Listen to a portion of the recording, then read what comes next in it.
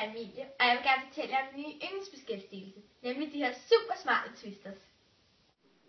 Twister fås i 6 forskellige farver og 3 forskellige størrelser. Jeg har taget min veninde Olivia med for at vise nogle af de frisyrer, du kan lave med twisters. Du starter med at tage en lille hårlok. Så tager du den lille krog og sætter den fast i håret. Hvis det er lidt svært i starten, kan du altid sno det.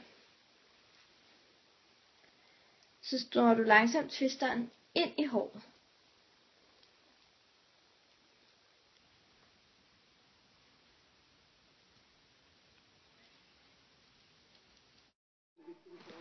Så gør du præcis det samme i den anden side.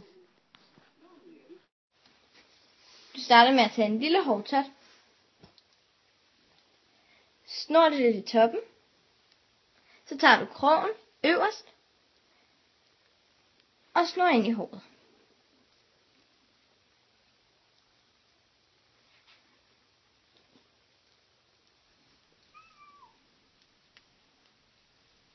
Og så skulle det meget gerne se sådan her ud.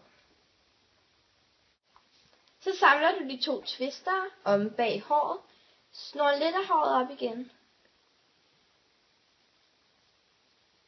i begge sider.